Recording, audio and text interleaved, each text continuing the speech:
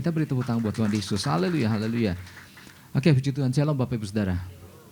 Pesan yang kita sama-sama mendengar, ya, apa yang Tuhan sampaikan. Pesannya adalah gini, tidak mengenali apa yang Tuhan sedang lakukan. Sebetulnya gini, maksudnya gini, jangan sampai nggak mengenali apa yang sedang Tuhan lakukan gitu.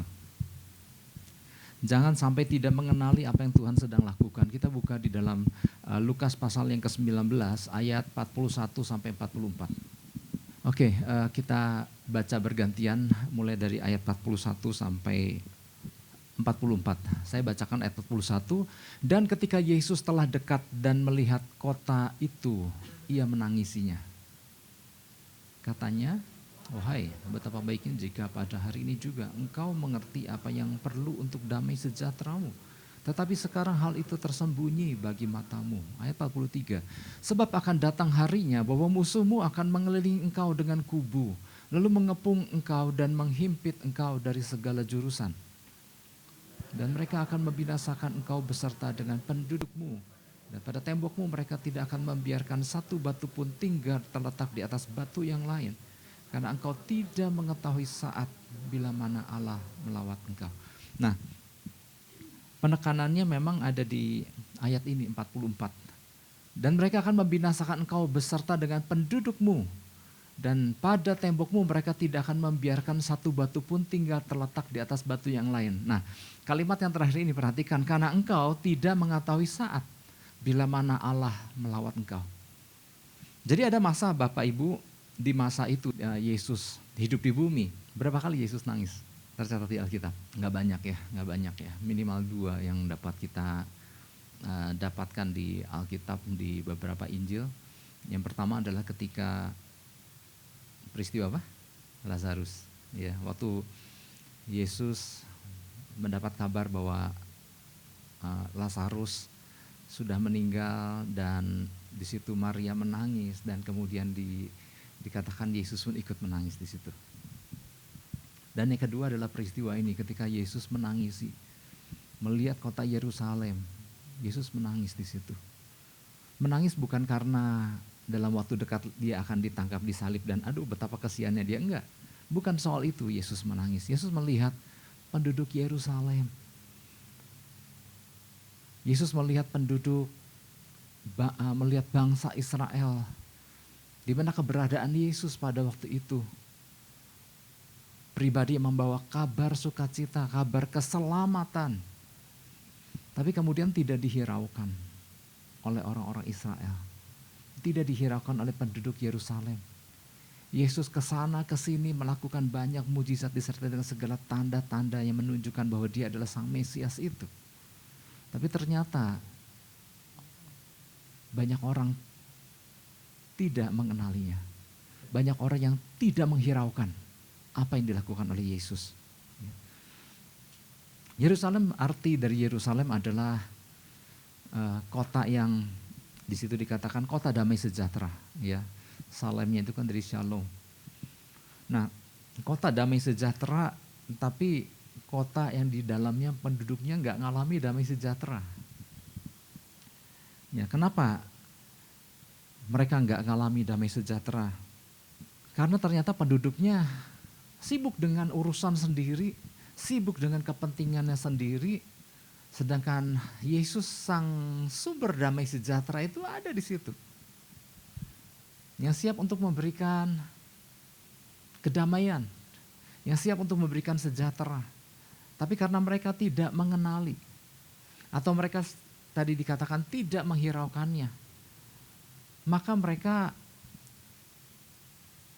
sibuk dengan urusannya sendiri-sendiri. Padahal gini Bapak Ibu Saudara, yang namanya manusia butuh damai sejahtera. Setiap kita butuh damai sejahtera. Ya. Artinya, kalau kita buka ayat 42. 42 di situ dikatakan, katanya, "Wahai betapa baiknya jika pada hari ini juga engkau mengerti apa yang perlu untuk damai sejahteramu. Tetapi sekarang hal itu tersembunyi bagi matamu." Di dalam satu kesedihannya Yesus bilang, ya ampun seandainya engkau ngerti. Bukankah, jadi gini nih, di dalam terjemahan NLT ya, NLT di dalam bahasa Inggrisnya artinya gini, sekiranya engkau paham jalan menuju damai sejahtera itu tersedia. jelas-jelas ada di hadapanmu. Tetapi karena engkau gak menghiraukannya, sekarang hal itu udah tersembunyi, udah gak kelihatan lagi bagi matamu. Sayang sekali gitu. Di situ Yesus menangis karena gini, menyesali, bukan dianya menyesal, tapi menyesali, menyayangkan sekali bahwa mereka butuh damai sejahtera itu tersedia, tapi mereka mencari damai sejahtera menurut keinginan mereka sendiri. Karena pada dasarnya manusia perlu damai sejahtera. Manusia mencari damai sejahtera, tapi Yesus menyesalkan yang selama itu dia ada di sana. Yang terjadi adalah mereka sibuk dengan urusan masing-masing. Ya. Mereka sibuk mencari damai sejahtera yang tersedia dan gratis pula, tetapi mereka bersedia membeli damai sejahtera. Mungkin hari ini pun banyak orang di luar sana membutuhkan damai sejahtera yang sejati. Karena memang ada damai sejahtera yang diberikan dunia dan ada damai sejahtera yang diberikan oleh Tuhan. Cuma ada beda daripada keduanya. Dan kita pernah belajar kan apa beda keduanya. Ya kalau damai sejahtera yang dari dunia kan itu artinya ketika segala sesuatu tercukupkan. Ketika apa yang diinginkan ada, hati damai, keadaan lagi enak, lagi tenang, maka hati damai. Itu damai sejahtera yang semu. Kalau damai sejahtera yang dari Tuhan di tengah bencana sekalipun, di tengah kerusakan sekalipun, di tengah masalah besar sekalipun yang kita hadapi. Tetapi di situ karena ada Yesus sang sumber damai sejahtera itu, kita nggak kehilangan damai sejahtera. Karena kuasa Tuhan bekerja di dalam damai sejahtera yang sejati. Nah tetapi orang ketika Yesus pada waktu itu menawarkan damai sejahtera, banyak orang sibuk mencari damai sejahtera yang lain. Bahkan rela bayar. Ya, hari ini banyak orang cari damai sejahtera. Dia pengen tidur nyenyak, penuh damai Pak. Makanya apa yang dilakukan? Dia beli ranjang yang mahal. Jangan disalahpahami, bukan yang gak boleh beli ranjang yang mahal. Silakan aja kalau punya duit. Tapi maksudnya gini, ada orang bersedia membeli segala hal-hal yang mahal itu demi untuk mendapatkan damai sejahtera. Tetapi ternyata gini, kok sama aja, ranjangnya udah enak, kok yang dicari gak didapatkan, karena bukan dari situ. Kalau bukan kehadiran Yesus di dalam kehidupan kita, kalau gak Yesus hadir di tengah-tengah keluarga kita, kalau gak bersama-sama dengan Yesus, bersama dengan pasangan misalnya. Orang tidur di ranjang emas sekalipun, ya gak enak ya tidur di ranjang emas ya kayak dingin gitu. Orang tidur di ranjang yang mahal sekalipun, kalau gak ada jalinan yang berlandaskan kebenaran. Ada orang tidur nangis di atas ranjang yang begitu mewah. Artinya gini, Yesus di situ menangis bahwa ya ampun mereka sibuk cari damai sejahtera. Tapi aku ada di tengah-tengah mereka gak ngalamin. Mereka gak menghiraukan aku. Ya. Yesus menawarkan damai sejahtera. Jadi Bapak Ibu Saudara ingat ya drama Natal ya. Kan ada tuh yang pakai jubah putih Yesus ya. Tapi maksudnya yang saya mau tekankan adalah perannya itu. Dia akan hadir di tengah-tengah suatu keluarga. Menawarkan apa? Menawarkan damai sejahtera, tapi gak kelihatan. Kehadirannya tidak terlihat. Kalau cuma dilihat dengan berdasarkan mata jasmani.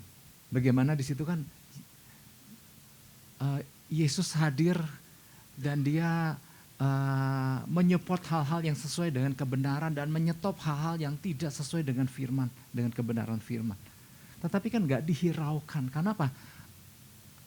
Orang-orang yang peran-peran yang dimainkan di drama itu tidak mengenali, gak bisa lihat. Dan pesan Tuhan buat kita di minggu ini adalah jangan sampai kita gak mengenali apa yang Tuhan sedang lakukan. Makanya gini, Tuhan akhirnya kita lanjut di ayat 43. Ada dampak. Yang pertama yang Tuhan, ya maksudnya gini, sedianya mereka mengenali Yesus, maka mereka akan mengalami sukacita, mengalami keselamatan, mengalami damai sejahtera sejati. Mereka akhirnya kan gak mengalami itu. Bahkan mereka yang selanjutnya adalah membuka celah buat musuh untuk masuk. Sebab akan datang harinya, ini Yesus menubuatkan bahwa akan datang satu hari di mana musuh akan datang menyerbu Yerusalem. Musuhmu akan mengelilingi engkau dengan kubu, lalu mengepung engkau dan menghimpit engkau dari segala jurusan. Terus ayat yang 44. Mereka akan membinasakan engkau beserta dengan pendudukmu. Dan pada tembokmu mereka tidak akan membiarkan satu batu pun tinggal terletak di atas batu yang lain. Artinya Yesus menubuatkan akan datang satu masa. Tahun 70 Masehi. Datang sebuah kepemimpinan di bawah Titus dari Romawi yang menghancurkan Yerusalem. Enggak ada satu batu pun yang tertumpuk di atas batu yang lain. Semua dibikin rata porak-poranda. Di situ Yesus, kenapa Yesus menangis? Karena Yesus membayangkan, ya ampun, seandainya mereka mengenali aku waktu aku hadir melawat mereka. Tapi sayang sekali mereka enggak mengenali, mereka enggak lihat itu. Sehingga Yesus melihat hari-hari ke depan mereka seperti apa. Ada musuh yang akan meluluh lantahkan kota itu beserta penduduknya tentunya. Nah, ini jadi pesan Tuhan buat kita Bapak Ibu Saudara. Seperti keadaan yang pernah terjadi atas Yerusalem dan penduduknya di masa lalu. Di mana Yesus menangisi penduduk kota tersebut karena mereka tidak menyadari lawatan Tuhan pada saat Tuhan justru sedang melawat mereka. Di mana mereka enggak memedulikan kehadiran Sang Mesias di tengah-tengah mereka. Akibatnya apa? Musuh mengambil kesempatan untuk memporak-porandakan tempat itu. Nah, demikian pula Tuhan memperingatkan kita orang percaya di masa sekarang. Di mana Tuhan sebetulnya sedang hadir di tengah umatnya untuk melakukan sesuatu yang luar biasa, katakan amin. Di mana Yesus sedang hadir di tengah umatnya, namun sayangnya enggak sedikit orang percaya yang enggak menyadari kehadirannya. Ya di mana kehadirannya itu sedang melakukan sesuatu yang luar biasa. Enggak sedikit orang percaya merasa gelisah, justru merasa gelisah, menyangka Tuhan tidak melakukan apa-apa di saat Tuhan sebetulnya sedang melakukan sesuatu yang luar biasa atas mereka. Kenapa menyangka bahwa Tuhan sedang tidak melakukan apa-apa? Karena tidak mengenali apa yang sedang Tuhan lakukan. Nah, ketidaksadaran akan kehadiran Tuhan inilah akibatnya membuat gak sedikit orang percaya hidup dalam kekosongan. Saya ikut Tuhan udah lama tapi gak pernah ngerasain Tuhan tuh kayak gimana sih gitu. Padahal Yesus yang disembah adalah Yesus yang hadir nyata dan sedang melakukan sesuatu yang luar biasa atas umatnya. Hanya sayangnya gak sedikit orang percaya merasa hidup tuh hampa Pak. Gak ngalami Tuhan, gak tahu Tuhan ada di mana. Nah akibatnya akhirnya benar gak ngalami apa-apa. Bahkan kehadiran Tuhan di tengah umatnya seringkali dipahami secara salah. Bapak Ibu Saudara tentu ingat peristiwa di mana setelah peristiwa 5 roti 2 ikan. Ini kan peristiwa luar biasa. Orang banyak beribu-ribu akhirnya tercukupkan bahkan berlimpah makanan 5 roti 2 ikan yang dipecah-pecahkan oleh Yesus pada waktu itu. Dari 5 roti 2 ikan mencukupi bahkan berlebih. Nah setelah peristiwa itu kan Yesus menyuruh murid-muridnya untuk pergi ke seberang naik perahu. Karena ada tujuan, ada hal besar di seberang sana, di seberang danau. Nah sedangkan Yesus berkata, kamu naik perahu pergi ke seberang sedangkan aku mau tinggal di sini untuk berdoa. Nah belum lama perahu berjalan, datanglah angin sakal menerpa perahu. Perahu diombang-ambingkan, murid-murid panik, kewalahan. Mereka menyangka badai itu akan menerpa dan menghabisi mereka. Apakah Yesus tahu enggak sih? Yesus tahu sekali orang dia yang suruh. Dan Yesus juga ada di tinggal untuk berdoa. Yesus bersyafaat buat para murid. Dan ketika murid-murid di dalam kewalahan, Yesus pun hadir di tengah-tengah mereka. Tetapi apa yang terjadi? Apa reaksi para murid ketika melihat Yesus berjalan di atas air? Mereka berteriakan, itu hantu. Yesus yang hadir nyata berjalan di atas air. Membuktikan bahwa ia mampu mengatasi segala gelombang apapun yang dihadapi murid-murid. Tapi dipahami secara salah oleh murid-murid. Dan berkata, itu bukan Tuhan, itu hantu katanya. Nah gak sedikit kehadiran Tuhan bahkan dimaknai secara salah. Jadi intinya gini Bapak Ibu Saudara. Untuk lebih mudahnya menjelaskan hal ini cukup membayangkan seperti ini nih. Siapa yang menyadari bahwa Tuhan hadir di tengah-tengah kehidupan kita? Oh semua loh, semua hampir ya. Ada yang benar gitu ya. Tetapi hampir semua sih, hampir semua ngangkat. Jadi kita semua menyadari bahwa Tuhan hadir di tengah-tengah kehidupan kita. Ya, katakan amin. Nah, puji Tuhan. Memang kemahahadiran Tuhan membuat Ia bisa hadir dimanapun, meskipun nggak semua tempat ia berkenan hadir. Ya, artinya, oke, berbicara soal kemahahadiran, dia bisa hadir. Ya. Ya, maksud saya kenapa saya menekankan gini kan karena pernah ada orang bilang gini, Pak, kenapa saya mesti ke gereja? Kan Tuhan hadir, kan dia maha hadir. Dia juga hadir di gereja, dia hadir di rumah saya, dia bilang. Saya bilang, Tuhan maha hadir. Tapi gak semua tempat dia berkenan hadir. Kalau lu gak memuliakan Tuhan, Tuhan gak hadir. Betul dia maha hadir Bapak Ibu Saudara. Tapi kalau berbicara di lingkup kita, kalau bicara siapa yang percaya Tuhan hadir dalam hidup kita, semua berkata, iya amin, saya setuju. Memang Tuhan hadir dalam kehidupan umatnya. Nah, sekarang gini, kehadiran dia terlihat gak oleh mata jasmani? Enggak kan? Nah sekarang bayangkan, betul kan tadi bilang Tuhan hadir. Oke, gak usah lingkup yang terlalu luas lah. Tuhan hadir di tengah rumah tangga saya. Tuhan hadir di rumah tangga setiap kita. Tuhan hadir di keluarga kita. Nah cuman kehadirannya kan gak terlihat oleh mata jasmani. Seandainya Tuhan hadir dan kita bisa melihatnya secara jasmani, apakah ada yang berbeda dengan sikap kita? Sikap Tuhan pasti nggak berbeda.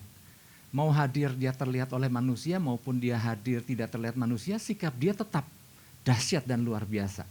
Memberikan sukacita, damai sejahtera dan wow segala hal yang dahsyat.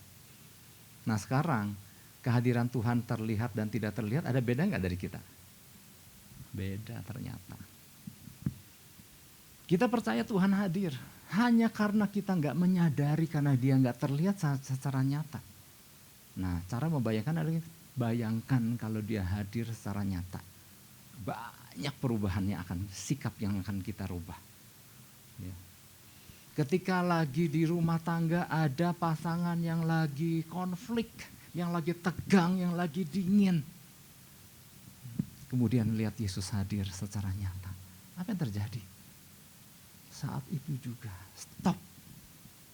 Saat itu juga berusaha berdamai. Saat itu juga menghampiri Yesus. Dan ketika Yesus duduk di sofa di ruang tengah keluarga kita. Dan kita juga ikut hadir bersama-sama. Dan kita bisa senyum dengan pasangan. Dan kita mungkin bergandengan tangan mendengarkan apa yang... Enggak. Hanya karena kehadirannya yang dirasakan dan bisa dilihat. Ada sebuah perubahan. Tetapi kehadiran Kristus yang nyata namun gak terlihat. Membuat konflik jalan terus, ribut terus, lempar-lemparan ini itu dan lain-lain. Hanya karena apa? Yesusnya tetap hadir. Hanya karena tidak dikenali. Oke, contoh lain. Ketika Yesus hadir dan itu terlihat karena memang dia selalu hadir. Hanya kan gak terlihat. Nah kali ini ketika dia hadir terlihat. Apa yang terjadi? Seluruh aktivitas-aktivitas anggota keluarga yang tadinya lagi sibuk masing-masing dengan urusannya sendiri. Tiba-tiba yang biasa kalau ngumpulin susah banget. Yang biasanya kalau ngumpul suka pada ketiduran misalnya. Kemudian begitu mudah berkumpul karena Yesus hadir dan terlihat. Dan kemudian semua berfokus sama perkataan demi perkataan Yesus. Yang tadinya sebelumnya seringkali diwakili oleh kepala rumah tangga. Tapi karena kali ini Yesus yang hadir dan menyampaikan. Menjadi berbeda. Karena apa? Mengenali kehadiran Yesus.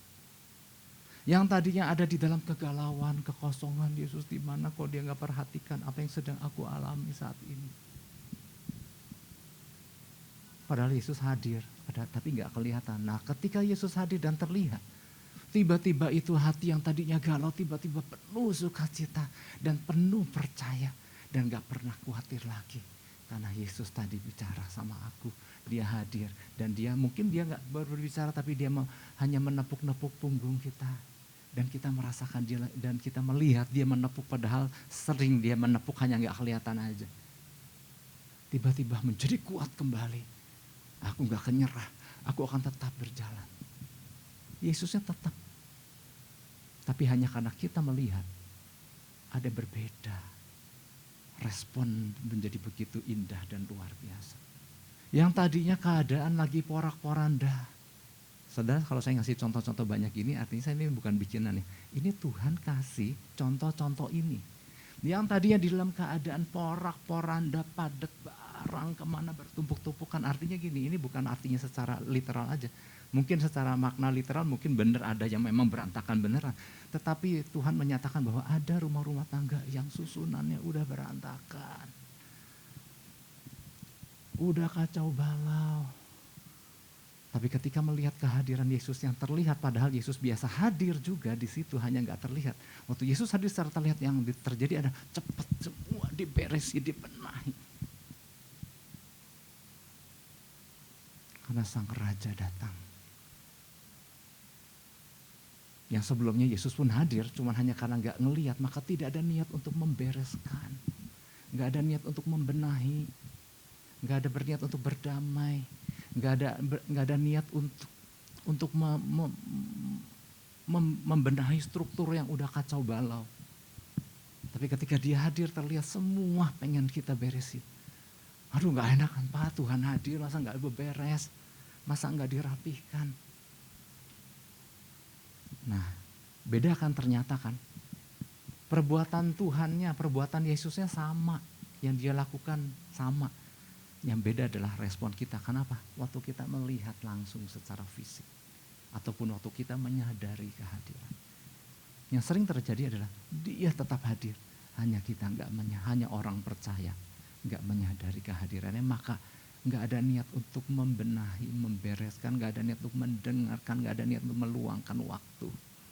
Dan lain sebagainya. Jadi ada keputusan yang berbeda. Ada sikap-sikap yang berbeda. Ada tindakan-tindakan yang berbeda yang terjadi hanya ketika menyadari akan kehadiran Tuhan. Tapi ketika orang percaya nggak menyadari, semua tetap. Oleh sebab itu, apa yang harus kita lakukan? Apa yang harus kita bangun untuk selalu bisa menyadari bahwa kehadiran Tuhan sebelumnya sangat nyata di dalam kehidupan setiap kita orang percaya. Jadi mesti gimana nih supaya bisa menyadari? Kan Yesus kan gak bisa dilihat, kehadiran Tuhan kan bukannya dia gak bisa menyatakan diri dan terlihat secara fisik, tetapi seringkali dia tidak menampakkan wujudnya yang bisa terlihat secara fisik. Nah, oleh sebab itu apa yang harus kita bangun supaya kita bisa mengenali senantiasa, karena gini kan, gak selalu pakai mata jasmani kita melihat, tapi ada mata rohani, ada kepekaan, kita menyadari kehadiran Tuhan. Nah apa? Jadi apa yang harus dibangun untuk bisa itu, menyadari, mengalami itu? Yang pertama adalah belajar untuk mengenal Tuhan. Ya lagi-lagi jawabannya ya sering kita dengar. Belajar untuk mengenal Tuhan dan memahami tujuan dari hubungan yang dijalin. Kalau cuma sekedar-sekedarnya aja, banyak orang juga gak terlalu peduli dia mau hadir, mau enggak. Aku percaya dia hadir tapi gak terjadi apa-apa gitu. Tetapi beda waktu kita menjalin sungguh-sungguh suatu hubungan dan menyadari untuk apa dia panggil kita. Lukas 19 ayat 44. Bagian B-nya aja lah, karena yang A udah sering kebaca. Karena engkau tidak mengetahui saat bila mana Allah melawat engkau. Ya, di dalam terjemahan bahasa Inggrisnya di situ dikatakan, because you did not recognize it when God visited you. Karena engkau nggak mengenali waktu Tuhan berkunjung kepadamu, mengunjungi kamu. Salah satu yang disesali oleh Yesus adalah ketika orang-orang Yahudi di sana tidak mengenali akan kehadiran Mesias di tengah-tengah mereka. Padahal orang-orang Yahudi bukannya orang-orang yang tidak menantikan Mesias, mereka membutuhkan Mesias. Orang-orang Yahudi, orang-orang Israel, mereka menantikan Mesias. Dan mereka hafal sekali kalau Mesias itu datang dari keturunan Daud, disertai dengan tanda-tanda mujizat dan mentransformasikan hidup manusia. Semua ciri-cirinya orang-orang Israel apa? Dan ciri-ciri semuanya itu ada melekat pada Yesus karena dialah Mesias itu. Yang Yesus sesali adalah gini, kok mereka enggak mengenali, karena waktu itu Yesus tampil secara fisik loh. Dan mereka tidak mengenali itu. Dan mereka menanti-nantikan Mesias itu. Ini kayak kisah Natal kan, saya sering sampaikan. Di saat orang Majus dari negeri yang jauh menyadari ada kelahiran Sang Raja, mereka rela jalan beratus-ratus kilometer demi untuk menyambut kelahiran sang raja. Masih Desember ya, jadi cerita Natal lagi. Mereka jalan jauh dari negeri di mana dekat Irak sana, berjalan menuju ke Bethlehem hanya karena tuntunan bintang itu. Di saat yang sama, para imam-imam di bait Allah, mereka juga menyadari akan datangnya sang Mesias. Namun mereka sibuk berkutat secara agamawi di dalam ruangan bait Allah. Sedangkan yang orang Majus itu berombongan melakukan sebuah perjalanan panjang. Berlama-lama sekian lama sampai mereka menjumpai sang raja. Mereka ngalami. Tapi ada orang yang memang mengalami Tuhan secara agamawi. Ya, yang penting kan aku udah hidup saleh, ya. Meskipun ya Tuhan tidak terasakan ada di mana, nggak ada hubungan yang dijalin. Tapi orang dari jauh itu mereka datang dan mereka menemui, dan kemudian apa mereka lakukan? Mereka menyembah sang raja. Beda kan yang disebut pengenalan secara teori dan pengenalan secara fisik jasmani, ngalami secara pribadi, beda. Nah ini yang perlu kita alami Bapak Ibu Saudara. Nah sama halnya ketika Yesus bersama murid-murid, bersama orang-orang yang mengikutinya, yang berbondong-bondong itu. Dicatat di Markus 10, ya nanti bisa baca sendirilah. Ketika Yesus masuk ke sebuah kota yang bernama Yeriko, dia masuk dari gerbang depan sampai dan berjalan menyusuri kota Yeriko. Gak ada satupun penduduk yang mengenali dia. Sibuk dengan semua, dengan urusannya masing-masing. Sampai akhirnya dikatakan sampai Yesus menjelang keluar dari pintu gerbang keluar gitu, gerbang belakang. Jadi artinya sepanjang kota itu gak ada orang yang mengenali. Pas bagian keluar, di situ ada beberapa pengemis yang berjejer, kita udah hafal kisah itu. Dan ada satu orang pengemis yang bernama pengemis buta, Bartimeus. Segala data, tanda, dan kerinduan dia tentang Mesias yang bernama Yesus itu, yang adalah keturunan Daud. Ketika dia mendengar ada Yesus dan segera dia mengenali. Dan dia berkata, Yesus anak Daud kasihanilah aku. Makanya Bartimeus itu disebut the seeing blind man. Orang buta yang dapat melihat. Ketika orang penduduk di kota yang melek itu gak ada satupun yang mengenali Yesus. Tapi ada satu orang buta yang mengenali, yang bisa melihat dalam tanda kutip melihat Yesus. Ini kan luar biasa kan. Dan apa yang terjadi dengan Bartimeus, orang yang mengenali kehadiran Yesus, berubah hidupnya. Apa yang mau aku lakukan, kata Yesus. Celikan aku supaya aku bisa melihat. Dia gak minta uang. Celikan aku supaya aku bisa melihat. Dan setelah dia bisa melihat, dia bilang, aku akan mengiring engkau. Dan Alkitab mencatat sejak itu Bartimeus ikut dalam rombongan Yesus. Ada hidup yang diubahkan ketika ada orang yang mengenali kehadiran Yesus dalam hidupnya. Jadi Yesus sama-sama hadir di kota Yeriko, Yesus hadir di pintu gerbang depan, Yesus hadir di pintu gerbang belakang. Tetapi tidak ada perubahan yang terjadi atas orang-orang itu kalau cuma Yesus hadir dan mereka tidak mengenali. Tapi berbeda, hanya ada satu orang yang mengenali. Dan dia mengalami sesuatu yang luar biasa. Perhatikan di situ dikatakan ada kalimat karena engkau tidak mengetahui saat. Oh ya, kalimat terakhir itu tadi ya. Karena engkau tidak mengetahui saat di mana Allah melawat engkau. Yang Yesus sesalkan karena engkau tidak mengenali. Kata mengetahui adalah mengenali, ginosko. Karena engkau tidak mengenali melalui hubungan. Jadi kita udah sering dengar lah, ginosko adalah pengenalan pada Tuhan karena lewat hubungan. Seperti jalinan pengenalan yang karib seperti hubungan suami dengan istri, itulah ginosko. Yang Yesus sesalkan adalah kenapa engkau enggak menjalin hubungan dengan aku pada saat aku hadir. Artinya yang pertama adalah kita perlu jalinan hubungan yang kita bangun. Pak, udah usaha Pak, tapi gimana? Bapak Ibu Saudara, dulu kita pernah mendapat pesan ya tentang berjalan bersama Tuhan dalam keintiman, di mana tokoh sentralnya pada waktu itu ya selain Tuhan ya, ada tokohnya yaitu tentang Henokh. Henokh hidup di tengah kondisi yang sangat tidak mudah. Henokh adalah keturunan ketujuh dari Adam. Artinya belum lama manusia jatuh dalam dosa. Belum lama Adam Hawa jatuh dalam dosa membuat seluruh umat manusia berdosa dan masih hidup, masih kental sekali. Bagaimana manusia hidup dalam dosa, hidup dalam kejahatan, dan Henokh hidup di masa itu. Dan ternyata di antara orang yang hidup dalam dosa setelah kejatuhan, ada satu kerinduan dari Henokh yang ingin mengenal Tuhan. Wow, ini luar biasa kan? Artinya kita nggak bisa nyalahin situasi. Waktu itu situasinya sangat parah. Belum lama manusia jatuh dalam dosa, lagi jahat-jahatnya. Ya sekarang juga jahat sih, banyak yang jahat gitu. Tetapi di tengah kondisi manusia yang jahat yang sudah susah untuk mengenal Tuhan lagi, ada satu pribadi yang punya kerinduan. Untuk rindu sebuah hubungan yang intim, yang karib. Dan apakah Henokh nggak bisa? Henokh ngalami itu. Makanya Henokh dikatakan hidup 365. Ya. Berjalan bersama Tuhan. Lalu berbicara apa? Hari lepas hari.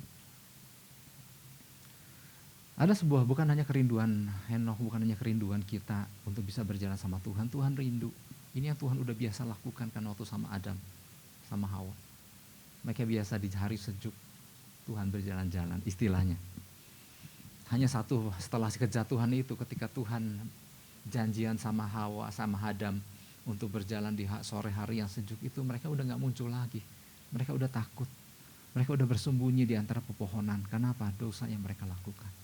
Tetapi yang indah adalah gini, Tuhan biasa janjian untuk jalan bersama-sama. Jadi artinya adalah kerinduan Tuhan untuk mau berjalan bersama kita. Bukan hanya kita rindu berjalan sama Tuhan, Tuhan rindu berjalan sama kita. Karena Tuhan bukan semata-mata mau datang untuk menjemput mempelainya, tetapi Tuhan mau berjalan bersama-sama dengan kita. Supaya kita nangkep loh, ini loh. Artinya gini, perjalanan bersama itu berbeda.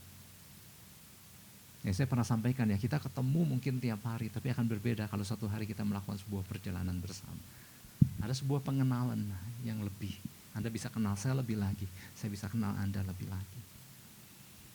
Lewat sebuah perjalanan. Nah Tuhan yang Tuhan rindukan adalah Tuhan ajak berjalan bersama-sama. Tuhan pengen share, berbagi isi hatinya. Bukan cuma berbagi isi hati, berbagi sukacita, berbagi damai sejahtera. Dan kemudian Tuhan juga rindu berbagi wilayah dengan kita. Itulah inti hubungan menjadi duta kerajaan surga. Adalah Tuhan mau kita menjadi kawan sekerjanya. Nah waktu kita menjalin hubungan yang seperti itu, berjalan bersama, di situ kita akan mengenal Tuhan. Jadi mengenal Tuhan itu nggak bisa cuman, aduh pengen Pak, tapi, nah kecuali kalau kita terjun bersama-sama dengan Tuhan. Tuhan apa yang kau mau aku lakukan? Dan kita tangkap itu dan kita berjalan bersama-sama. Mungkin Bapak Ibu Saudara juga, saya juga pernah menyaksikan kan, kadang-kadang saya punya kerinduan untuk beli satu barang di sebuah tempat, di sebuah toko. Ya, saya bisa aja pergi sendiri. Tetapi ternyata saya lebih suka kalau yuk ajak anggota keluarga, yuk temenin papa, temenin aku kalau kita bicara sama pasangan untuk beli barang itu. Karena bukan semata-mata tujuan untuk beli barang itu, tapi perjalanan bersama-sama untuk sampai ke tempat itu. Itu adalah sesuatu yang penting untuk kita juga.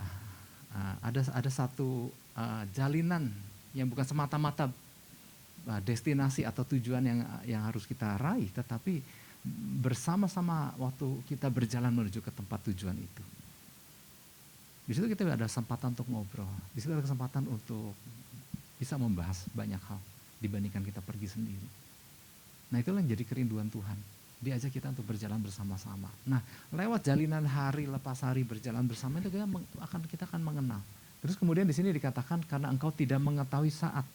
Yang tadi mengetahui adalah mengenal kan, ginosko. Saat adalah di dalam bahasa Indonesia yang ditulis di situ adalah kairos. Ada masa, ada waktunya Tuhan. Ada waktu perkenanan Tuhan. Yang enggak selalu sama. Yang harus kita tangkap. Karena Tuhan gak selalu hadir sesuai dengan kalender atau jam yang bermakna kronos, tapi ada kairos Tuhan. Dan dia hadir. Di zaman Henokh pun dia gak hadir secara fisik. Mudah nggak? Buat Henokh di zaman itu juga nggak mudah. Ketika manusia lagi jahat-jahatnya, ketika dunia lagi menawarkan segala sesuatu secara fisik. Sama dengan zaman sekarang, ketika dunia menawarkan segala sesuatu secara fisik, secara mata yang terlihat, dan di mana kita harus berjalan bersama Tuhan yang tidak terlihat. Di mana godaan dunia menawarkan sesuatu yang begitu indah dan menarik menurut ukuran dunia. Mudah nggak? Nggak mudah. Kalau nggak kita jalin, bangun iman kita. Mari kita lihat di Ibrani 11 ayat 6. Di zaman Henokh pun ditulis di situ bahwa nggak mudah waktu dia berjalan di tengah dunia, di tengah orang-orang yang jahat, di tengah orang-orang yang menawarkan sesuatu yang menggiurkan menurut daging, di mana dia harus tetap berjalan bersama Tuhan. Nggak mudah kecuali pertajam mata rohaninya. Melalui apa? Bangun iman kita. Tetapi tanpa iman tidak mungkin orang berkenan kepada Allah. Sebab barang siapa berpaling kepada Allah, ia harus percaya bahwa Allah ada. Dan bahwa Allah memberi upah kepada orang yang sungguh-sungguh mencari Dia. Mundur satu ayat yang kelima. Karena iman Henokh terangkat, supaya ia tidak mengalami kematian dan ia tidak ditemukan karena Allah telah mengangkatnya. Sebab sebelum ia terangkat, ia memperoleh kesaksian bahwa ia berkenan kepada Allah. Jadi di ayat 6 tadi, ada kaitannya dengan kisah Henokh. Barang siapa percaya kepada Allah, ayat yang ke-6, ia harus percaya bahwa Allah ada. Di zaman itu enggak mudah, karena dia pun, Henokh pun enggak bisa melihat Allah secara fisik. Tapi dia bisa menjalin sebuah hubungan dengan Allah yang luar biasa. Di tengah dunia yang menawarkan serba jasmani. Hal yang sama, ya kita sama-sama belajar lewat pesan ini. Secara fisik mata kita mungkin enggak lihat Tuhan. Tetapi ketika kita membangun iman kita, tanpa iman tidak mungkin orang berkenan kepada Allah, sebab barang siapa berpaling kepada Allah harus percaya bahwa Allah ada. Waktu kita jalin sebuah hubungan, bangun iman kita, maka kita merasakan, kita menyadari, dan kita jadikan, dan kita sadar bahwa kita adalah kawan sekerjanya Allah. Maka hubungan yang dijalin itu membuat kita sadar bahwa Tuhan hadir loh di tengah-tengah hidupku. Tuhan hadir di tengah-tengah keluargaku. Tuhan hadir di tengah-tengah rumah tanggaku. Tuhan hadir di tengah aktivitasku. Ini membuat orang yang mengenali Tuhan, maka akan mengalami sesuatu yang luar biasa. Yang ngerti katakan amin. Kita beri tepuk tangan buat Tuhan Yesus.